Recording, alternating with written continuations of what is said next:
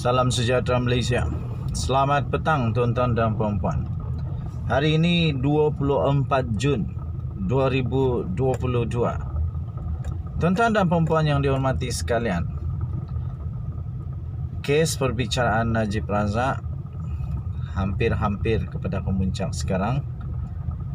Bulan 8 kita akan tahu satu keputusan tentang kes Najib Razak, sama ada dia confirm masuk penjara ataupun dia dilepaskan. Tuan-tuan dan puan-puan yang dihormati sekalian, Arul Kandasamy, salah seorang yang telah di-charge bersekongkol bersubahat dengan Najib Razak, akhirnya memberikan keterangan di mahkamah sebentar tadi. Pada jam lebih kurang 12.30 hari tadi, telah dilaporkan satu laporan mengenai perbicaraan kes 1MDB Najib Razak di mahkamah yang melibatkan Arul Kandasamy. Tajuk beritanya yang telah diterbitkan di Malaysia kini, Arul Kanda berkata, Najib bimbang laporan audit 1MDB diputar belit secara politik. Apa cerita ni? Siapa yang putar belit? Diputar belit secara politika atau Najib dan Arul Kandasamy yang putar belit? Mana satu yang betul? Arul Kandasamy berkata salinan asal laporan audit 1MDB pasti akan dihantar ke jawatan kuasa kira-kira negara PAC jika bukan kerana mesyuarat yang bertarikh 24 Februari 2016. Bekas CEO 1MDB itu dalam keterangannya juga berkata, bekas Perdana Menteri iaitu Datuk Seri Najib Tun Razak bimbang laporan audit itu akan diputar belit secara politik. Kenapa takut, cik? Kalau tak ada salah, tak payah takut. Kalau semua lurus, tak ada yang akan diputar belit secara politik. Kecuali memang ada peluang, ada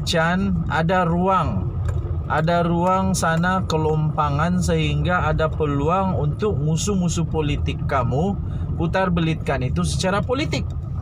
Tapi kalau tak ada masalah, laporan audit itu betul-betul fit, betul-betul perfect, betul-betul tak ada salah. Siapa yang mampu putar belit? Tak ada putar belit mampu punya. Sekarang masalah ialah kerana benda tu iaitu laporan asal itu tak sampai kepada PAC kah? Itu jadi tiba-tiba jadi masalah. Kalaulah tak dibuat macam tu, tak adalah jadi begini. Sekarang takut diputar belit secara politik. Nak takut apa? Kalau benda tu tak ada yang salah, tak ada siapa pun yang mampu putar belit. Manusia paling bijak di dunia pun tak boleh putar belit kalau benda tu betul. Kebenaran itu bagaikan gajah, dan putar belit itu bagaikan daun rumput. Macam mana nak tutup bangkai gajah yang benar? Kalau betul-betul ada kesilapan, susahlah. Tapi kalau tak ada kesilapan, tak mungkin boleh diputar belit.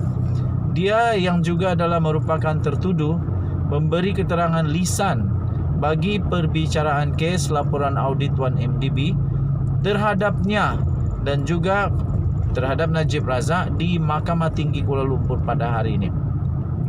Pendakwaan telah berhujrah yang keputusan untuk meminda laporan itu dibuat dalam masa mesyuarat tersebut yang diadakan di pejabat Ketua Setiausaha Negara ketika itu, iaitu Ali Hamzah.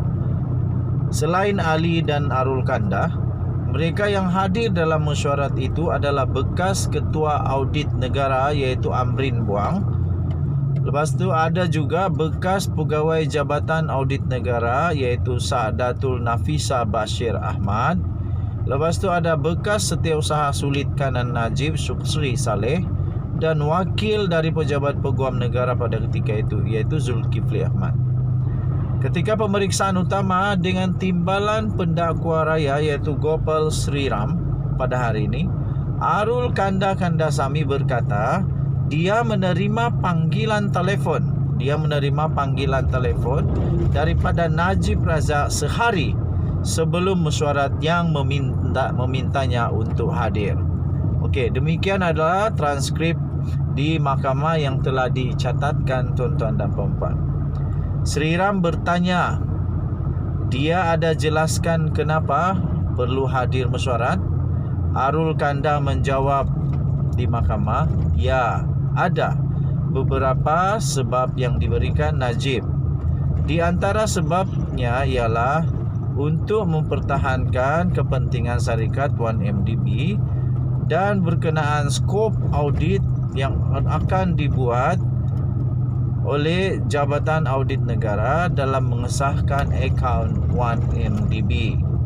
Okey, kemudian Arul Kanda berkata, Najib bimbang kalau kandungan laporan itu nanti akan diputar belit dari perspektif politik. Apa yang diputar belit? Kandungan mana satu yang takut nak diputar belit? Mesti ada sesuatu yang tak betul kalau Najib takut. Ketika Sriram bertanya, jika panggilan telefon Datuk Seri Najib Tun Razak itu telah mempengaruhinya ketika dalam mesyuarat, Arul Kandasamy mendakwa apa yang dia faham daripada panggilan telefon itu adalah Najib bimbang laporan audit 1MDB mungkin diputar belit secara politik. Apa yang diputar belit tu? Apa yang takut sangat nak diputar belit? Hairan betul lah. Okey. Kata Arul Kandasamy, berdasarkan pemahaman saya, ia menjejaskan Najib. Of course. Apa tak jejas kalau berbilion-bilion hilang? Memanglah.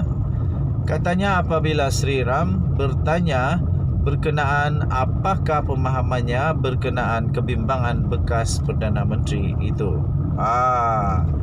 Arul Kanda juga setuju apabila Sriram mengajukan kepadanya bahawa jika bukan kerana mesyuarat pada 24 Februari itu, laporan audit negara, laporan audit 1MDB dengan watermark 09 iaitu salinan asal akan dihantar ke PAC.